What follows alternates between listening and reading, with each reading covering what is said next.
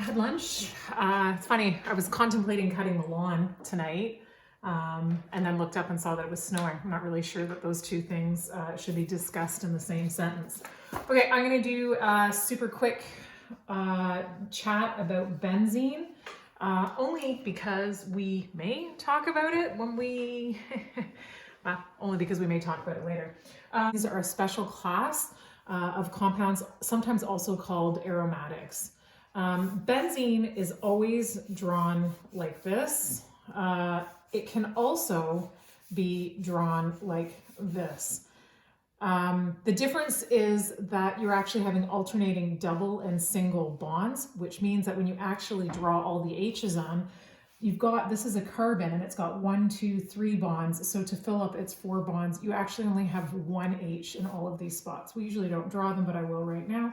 Therefore, the correct chemical formula for benzene is C6H6. It's significantly different than just plain old cyclohexane. So this is benzene.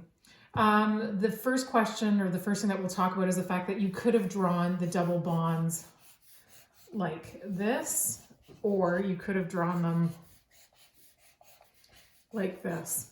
What's actually happening is that the double bonds are flipping back and forth between the two.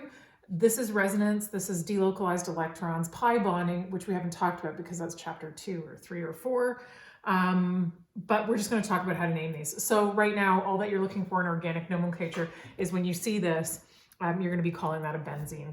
On your worksheet, so I'm back to the worksheet, you are going to see that you can have chlorobenzene. So chlorobenzene is simply a benzene with a chloro group on it. You don't need to say 1-chlorobenzene because the only place that a chlorine could be, if there's only one substituent group, would be in the 1 position. So you can have bromobenzene, chlorobenzene, iodobenzene. Likewise, I could have an alcohol group on there, and that gets a special name. It's just called a phenol. Oh, that's totally spelled wrong. A phenol, Phenol.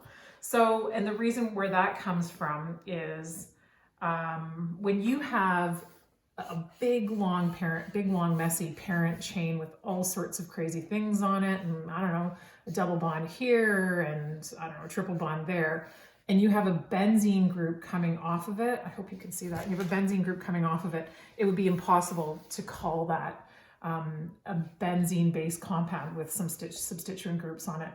That's when we talk about the cheating method.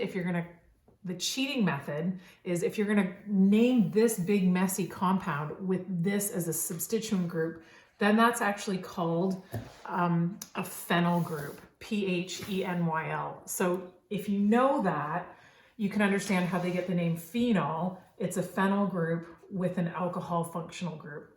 So that is a phenyl group. Benzene, chlorobenzene, the only other thing that I wanted to talk about super quick right now is if you have a methyl group on there. That's called toluene. That's like the common name. It's like if you were working in a chemistry lab, nobody would say methylbenzene, but really toluene is the same as methylbenzene. Okay? I can almost do this on one piece of paper. If I have 1,2-dichlorobenzene, so here's 1, 2, something in the 1 position, something in the 2 position, chlorine. That's going to be 1,2 dichlorobenzene. 1, 3, I would just take it off this position and put it in that position. That would be a 1, 3, and you can do 1, 4. You get that there's no such thing as a 1, 5 because a 1, 5 would have been 1, 3 in reverse.